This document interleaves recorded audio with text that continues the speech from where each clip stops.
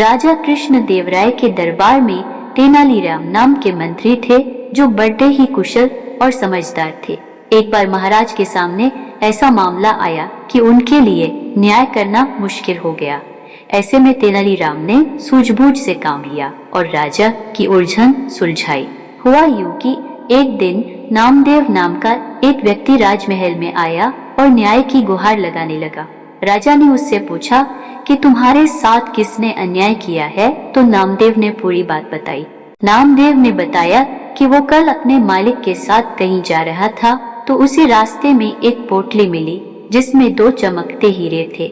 मैंने हीरे देखकर कहा कि मालिक, इन हीरों पर राज्य का अधिकार है, इसलिए इन्हें राजकोष में जमा करा देते हैं। यह बात सुनकर मालिक भड़क पड़ा और बोला कि हीरे मिलने की बात किसी को बताने की जरूरत नहीं है, इसमें से एक मैं रख लूंगा और एक तू रख लेना। यह बात सुनकर मेरे दिल में लालच आ गया और मैं अपने मालिक के साथ उनकी हवेली लौट आया। हवेली आकर मालिक ने मुझे हीरे देने से इनकार कर दिया। महाराज, मुझे न्याय दीजिए। नामदेव का दुखड़ा सुनकर महाराजा ने तुरंत मालिक को दरबार में पेश होने का आदेश दिया। नामदेव का मालिक बहुत कपटी था। दरबार में आकर बोला कि महाराज, यह बात सच है कि हमें हीरे मिले थे, लेकिन वो मैंने नामदेव को दे दिए थे। मैंने नामदेव को आदेश दिया था कि इन हीरों को राजकोष में जमा करा देना। नामदेव के मन में लालच है, इसलिए वह झूठी कहानियां बना रहा है। महाराज बोले कि इसका क्या सबूत है कि तुम सच बोल रहे हो। नामदेव का मालिक बोला कि हुजूर, आप बाकी के नौकरों से पूछ लीजिए, ये सभी वहां मौजूद थे। जब राजा ने अन्य 3 नौकरों से पूछा तो उन्होंने भी यही कहा कि हीरे नामदेव के पास हैं। अब राजा बड़ी दुविधा में फंस गए। उन्होंने सभा खत्म कर दी और कहा कि फैसला कुछ समय बाद सुनाया जाएगा। राजा ने भीतर अपने कमरे में अपने सभी मंत्रियों से सलाह मांगी। किसी ने कहा कि नामदेव ही झूठा है, तो कोई बोला कि नामदेव का मालिक दगाबाज है। राजा ने तेनालीराम की ओर देखा, जो अब तक शांत खड़े थे। राजा ने पूछा, तुम्हारा क्या विचार है? तेनालीराम बोले कि अभी दूध का दूध और पानी का पानी हो जाएगा, लेकिन आप सभी को कुछ समय के लिए पर्दे के पीछे छुपना होगा। राजा इस मामले को जल्दी से जल्दी सुलझाना चाहते थे, इसलिए वह पर्दे के पीछे छुपने के लिए राजी हो गए। अब शाही कमरे में सिर्फ तेनालीराम नजर आ रहे थे। उन्होंने अपने सेवक को आदेश दिया कि तीनों नौकरों को एक एक करके मेरे सामने पेश किया जाए।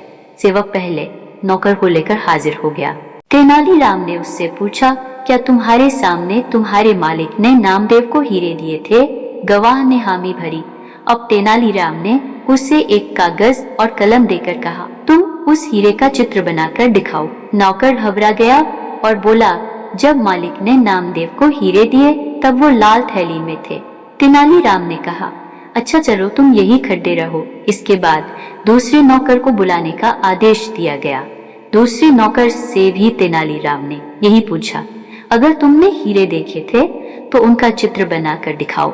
नौकर ने कागज लेकर उस पर 2 गोल गोल आकृतियां बना दी। अब तीसरे नौकर को बुलाया गया। उसने कहा, हीरे भोजपत्र से बने एक लिफाफे में थे, इसलिए मैंने उन्हें नहीं देखा। इतने में महाराजा और बाकी मंत्री पर्दे से बाहर निकलकर आ गए। उन्हें देखकर तीनों नौकर घबरा गए और समझ गए कि अलग अलग जवाब देने से उनका झूठ पकड़ा जा चुका है। वो राजा के पैरों में गिर पड़े और बोले कि उनका कोई कसूर नहीं है, बल्कि मालिक ने ही उन्हें झूठ बोलने को कहा था, नहीं तो जान से मारने की धमकी दी। गवाहों की बात सुनकर महाराज ने सैनिकों को आदेश दिया कि इनके मालिक के घर की तलाशी ली जाए। तलाशी लेने पर दोनों हीरे मालिक के घर से मिल गए। इस बेईमानी के कारण उसे 1000 स्वर्ण मुद्राएं नामदेव को देने का आदेश दिया गया और 20,000 स्वर्ण मुद्रा का जुर्माना भी लगाया गया। इस तरह तेनाली राम की होशियारी से नामदेव को न्याय मिला और वो राजा के दरबार से खुश होकर लौटा।